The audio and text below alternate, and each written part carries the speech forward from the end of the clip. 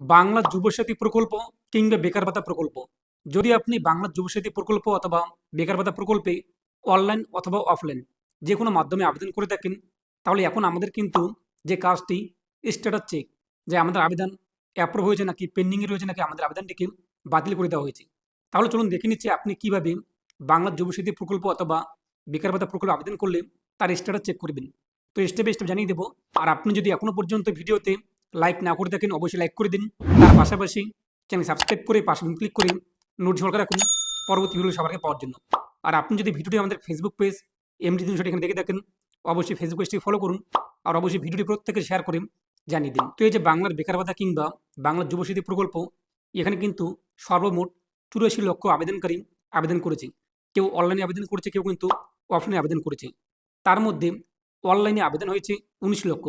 84 লক্ষ আবেদনের মধ্যে 19 লক্ষ আবেদনকারী অনলাইনে আবেদন করেছে এবং বাকিরা কিন্তু অফলাইনে ক্যাম্পে গিয়ে আবেদন ফর্ম সংগ্রহ করে জমা করেছে। এরকম আবেদনকারী 65 লক্ষ। মোট 84 লক্ষ আবেদনকারী, যার মধ্যে 65 লক্ষ অফলাইনে আবেদন করেছে ফর্মের মাধ্যমে এবং 19 লক্ষ আবেদনকারী অনলাইনে পোর্টাল থেকে আবেদন করেছে। তো আপনি অনলাইন আবেদন করুন কিংবা অফলাইনে আবেদন করুন, তো আপনি আপনার স্ট্যাটাস চেক করতে পারবেন। ইতিমধ্যেই একটি নাম্বার দেওয়া হয়েছে, এই নাম্বারে কল করে আপনি কিন্তু আপনাদের স্ট্যাটাস চেক করতে পারবেন। তো আপনি অন স্ক্রিনে দেখতে পাচ্ছেন নাম্বারটি, এই নাম্বারে কল করুন আপনারা। আর কল করার টাইম কিন্তু সকাল 10টা 30 মিনিট থেকে বিকেল 5টা 30 মিনিট।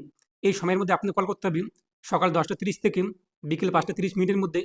এবং শনিবার, রবিবার এবং সরকারি ছুটির দিন, এই সমস্ত দিন বাদ দিয়ে আপনাদের কিন্তু কল করতে হবে। শনিবার, রবিবার কল করলে কিন্তু কল লাগবে না, এবং সরকারি ছুটির দিন যে রয়েছে এগুলো বাদ দিয়ে সকাল 10টা 30 থেকে বিকেল 5টা 30 মিনিটের মধ্যে। এই যে আপনি অন স্ক্রিন নাম্বারে দেখতেই পাচ্ছেন, এই নাম্বার আপনি কল করতে পারেন, অথবা আপনি এই নাম্বারে হোয়াটসঅ্যাপে আপনি আপনার তথ্য পাঠাতে পারেন। হাই লিখে আপনি এসএমএস করবেন, এরপর যা রিপ্লাই আসে আপনি আপনার আধার কার্ড নাম্বার অথবা রেজিস্টার্ড মোবাইল নাম্বার পাঠিয়ে দেবেন। এরপর আপনার স্ট্যাটাস কী রয়েছে বর্তমানে তা আপনি কিন্তু হোয়াটসঅ্যাপ থেকেও জানতে পারবেন। তার পাশাপাশি আপনি কিন্তু অনলাইনেও আপনার স্ট্যাটাস চেক করতে পারবেন।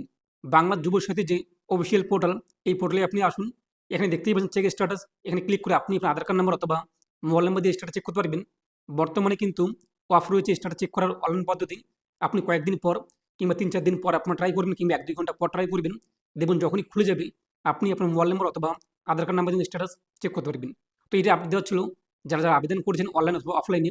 তো আপনি যে নাম্বারটি দেখতেই পাচ্ছেন, এই নাম্বারে কল করুন অথবা হোয়াটসঅ্যাপে মেসেজ করে কিন্তু স্ট্যাটাস জানতে পারবেন। তার পাশাপাশি অনলাইন পোর্টাল থেকেও আপনি স্ট্যাটাস চেক করতে পারবেন। তো নিয়ে আপনার মতামত কমেন্টে পেশ করুন, আর অবশ্যই ভিডিওটি প্রত্যেকে শেয়ার করে জানিয়ে দিন। তো প্রত্যেকে ভালো থাকুন এবং সুস্থ থাকুন।